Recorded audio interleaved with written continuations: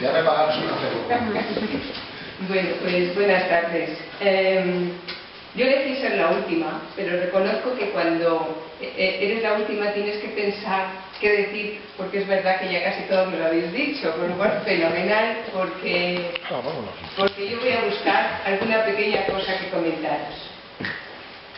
Mira, decía Platón que el precio de desentenderse de la política es ser gobernado por los peores hombres. Este término de por los peores hombres, lo decía, era real, porque en ese momento solo gobernaban los hombres. Ahora podríamos decir que es por los hombres y las mujeres. Yo no diría que sería por los peores hombres y mujeres en un nivel ético, pero sí diría que sería por las personas que están al servicio de los poderes económicos. Y los poderes económicos solo buscan su beneficio. A pesar del hambre, a pesar de las enfermedades, a pesar de todo, ellos solo quieren beneficio. Aquí se habla mucho de un sistema de crear riqueza. Es que hay que crear riqueza y repartirla. Eso es lo que nosotros pretendemos, nosotros y nosotras. Crear riqueza y repartirla. Y para eso necesitamos otro sistema. Yo os cuento esto que decía Platón, porque cuando yo el domingo me fui por los parques de mi ciudad a pedir el voto, vi que había mucha gente que me decía que no quería saber nada de la política. Posiblemente mucha gente piense que no es el momento de la política, que quieren vivir aparte de la política. Pero las decisiones que se tomen en la Unión Europea, aunque ellos y ellas no participen, sobre ellos y ellas va a recaer. Entonces, si las van a sufrir, es mejor que participemos en política. En este sentido os digo que el día 25 vamos a votar. Tenemos que ir a votar. Yo creo que todos debemos ir a votar. Y tenemos que elegir entre sumisión o rebeldía. Izquierda Unida siempre elige rebeldía. Tenemos que rebelarnos contra todas estas políticas que nos han traído hasta aquí. El derecho al voto costó mucho sufrimiento, muchas muertes, muchas luchas.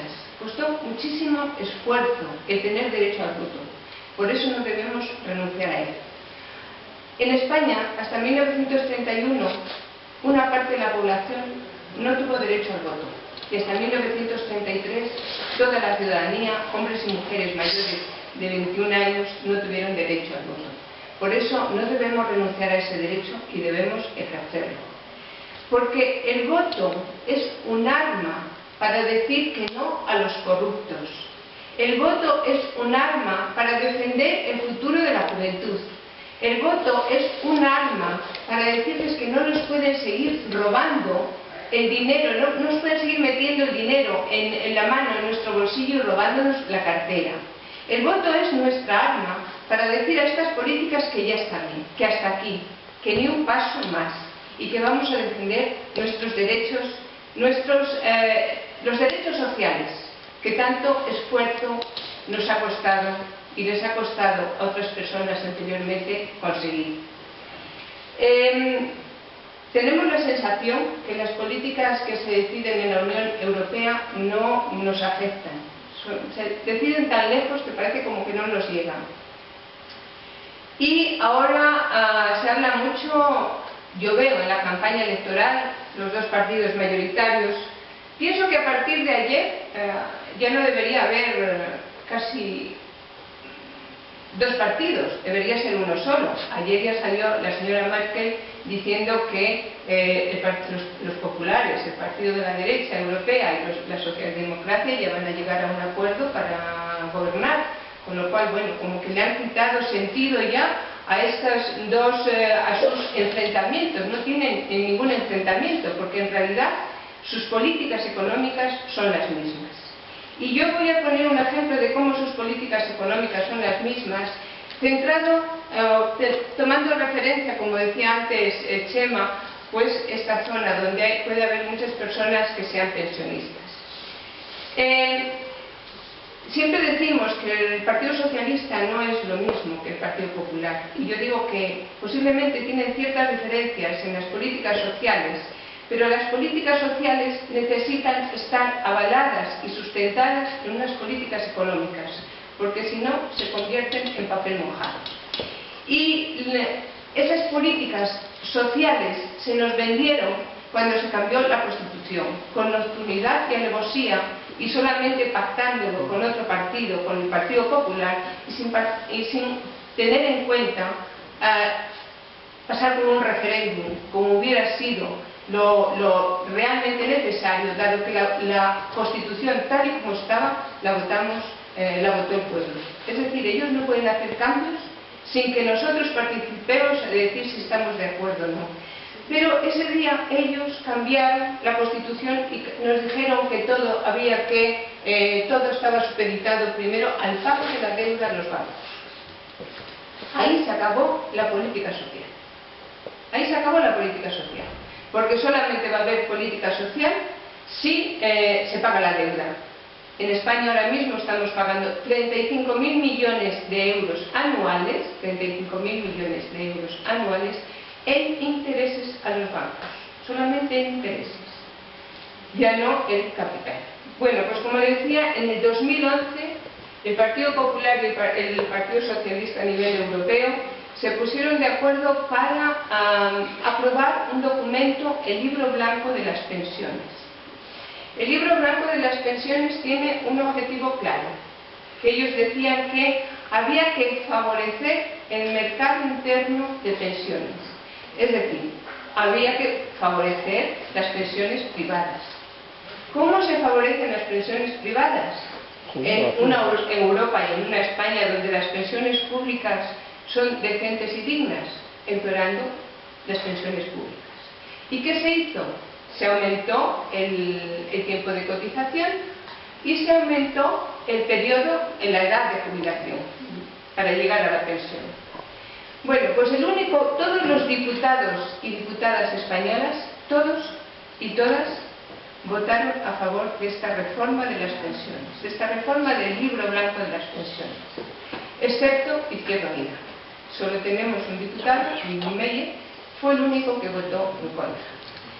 En mayo del 2013 se volvió a llevar este Libro Blanco con algún ajuste a votación, y volvió a aprobarse por la unión de estos partidos, más los verdes, los liberales, etc., excepto, en este caso también para España, Izquierda Unida. Ahí se daba una vuelta de tuerca más, y era que decían, no solamente hay que potenciar las pensiones privadas, sino y ampliar la edad de jubilación, ampliar el periodo para tener derecho a la pensión, sino que las pensiones no pueden ser, hay que plantear austeridad en las pensiones. Y entonces hemos visto como antes que las pensiones estaban sujetas a la subida del IPC, ahora ya no están sujetas al IPC. Como sabéis, este año ya la subida solamente es el 0,25%, aunque el IPC, por lo que va ahora, es el 1%. Es decir, los pensionistas y las pensionistas ya están empobreciéndose, porque nos han puesto el copago en medicamentos y atención en cuestiones sanitarias y farmacéuticas. Ha subido la luz, ha subido el gas, y son los pensionistas y pensionistas los que están manteniendo ahora muchas unidades familiares debido a la situación de desempleo y precariedad laboral. Con lo cual, lo que quiero decir es que estos dos grandes partidos están al servicio de los poderes económicos que son los que mandan. Por eso tenemos que elegir entre resignación o rebeldía. Y yo sigo pensando que tenemos que rebelarnos y elegir rebeldía. Yo creo que la resignación nos la están planteando, en principio, a través de decirnos que hemos vivido por encima de nuestras posibilidades.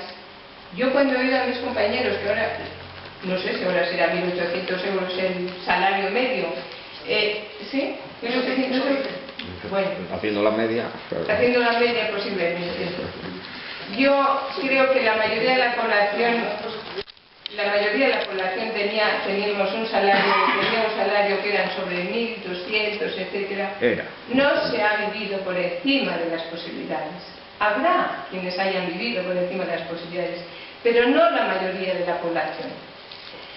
¿Qué se esconde ahora mismo en esta gran asociación que quieren crear, esta gran asociación de grandes partidos en la Unión Europea? ¿Por qué los partidos conservadores y los partidos socialdemócratas quieren ahora mismo unirse? Bueno, pues yo creo que la Unión Europea, el gran acuerdo que se quiere negociar y que se está negociando a espaldas de la ciudadanía, sin que lo conozcamos y en secreto, y eso es una de las cuestiones que está establecida por los negociadores, es que tiene que ser en secreto, es el Tratado de Libre Comercio e Inversiones entre Estados Unidos y la Unión Europea. Yo creo que esta es la madre del cordero de lo que se va a decidir en estos próximos 4 años. Y por eso quieren tenerlo todo atado y bien atado. Hace muy poco, ¿cuál es la posición de otros partidos minoritarios? Bueno, pues hace muy poco Izquierda Unida llevó al Congreso aquí en España una iniciativa para pedir que ese tratado, primero que no nos sumáramos, que no se aprobara, y segundo que ese tratado para aprobarse tuviera que ser conocido y ratificado por el pueblo. El PSOE, el PP y UPyD votaron en contra, con lo cual no se va a ser ratificado por el pueblo. ¿Cuáles son? Es verdad que todo lo que se está tratando ahora mismo, los documentos que son base de ese tratado, son secretos. Quiero decir, hace poco uno se dio a conocer, pero lo están haciendo en el máximo secreto. Pero si analizamos aquellos sitios donde se ha hecho este tratado, podemos llegar a sacar algunas conclusiones. El primer objetivo es deteriorar más las condiciones laborales, rebajar la protección social y laboral. Tenemos que tener en cuenta que tratados con Estados Unidos, y Estados Unidos no tiene ratificadas 6 de las 8 normas fundamentales de la Organización Internacional del Trabajo. ¿Cuáles no tiene ratificadas? ¿Cuáles no le interesan a Estados Unidos? La abolición del trabajo forzoso, la libertad sindical, la negociación colectiva y el derecho a huelga. Imaginaros cuáles pueden ser las condiciones laborales si nos imponen todas estas condiciones. Yo no sé si en las películas americanas se ve a veces que a alguien le despiden y que lo que le despiden le dicen, oye, que te vayas, quiere decir, no le dan eso de un aviso ni nada de eso, sino coges tu cajita, se les ve con su cajita, que meten todas sus cosas en la cajita y se marchan.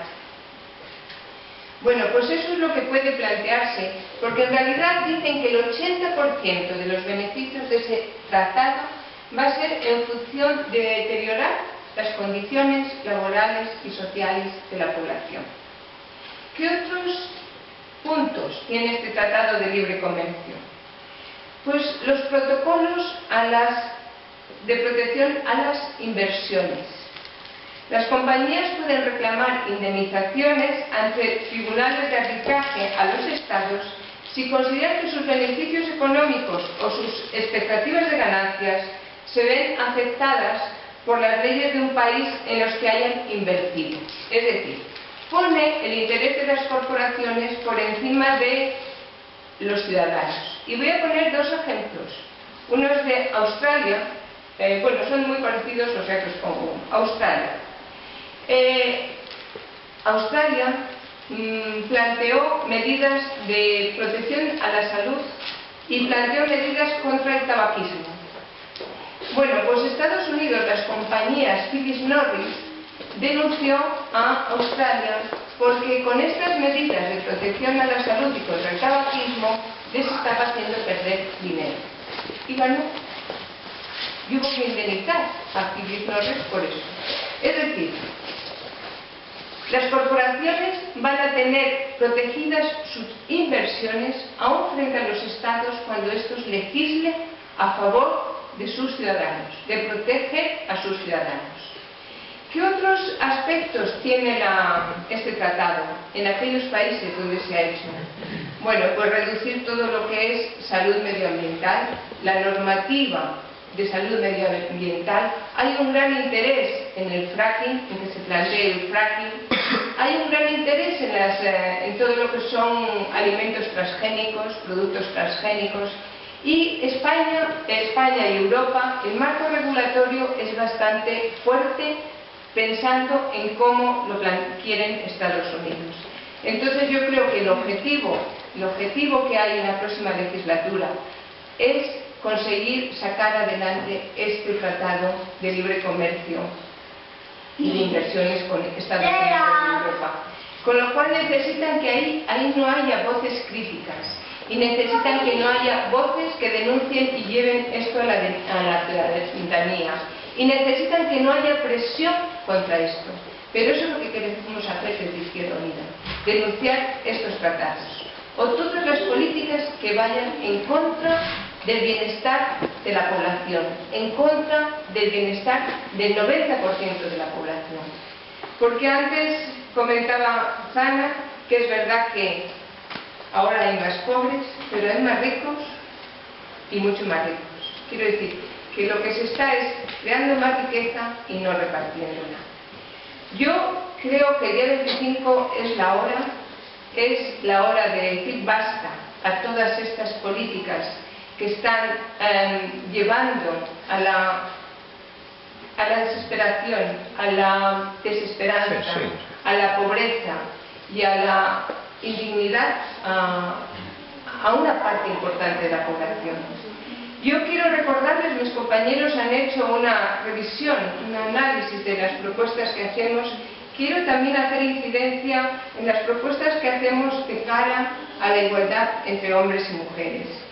En principio, ahora mismo aquí en España se quiere plantear una revisión de la ley del aborto, restringiendo mucho la libertad de las mujeres. Entonces, en ese sentido, desde Izquierda Unida lo que se plantea es homogeneizar y armonizar la política europea en cuanto a la interrupción voluntaria del embarazo, basado en la libre elección de las mujeres y en que se haga en condiciones de seguridad sanitaria, es decir, en los servicios sanitarios públicos. También, y muy importante, la retirada de la resolución de la Unión Europea sobre la objeción de conciencia, porque aquí hay derecho al aborto, pero si hay un médico o alguien del equipo médico que tiene que practicarlo, que haga objeción de conciencia, no lo puedes hacer y te tienes que marchar a un montón de kilómetros a hacerlo. Y proponemos también medidas en contra de la trata y de la explotación sexual. También medidas contra la violencia de género. Hay un 30% de las mujeres europeas que dicen que han sufrido violencia de género. La violencia de género es una lacra que hay que erradicar y que hay que hacer políticas para denunciarla y para contrarrestarla y para erradicarla. Bueno, yo simplemente, para no extenderme más y para, si es posible, si quieren preguntar algo, les pido el voto para Izquierda Unida, porque yo creo que somos el grupo político que podemos defender más esa idea de rebeldía frente a estas políticas económicas y de saqueo que nos están imponiendo. Nada más.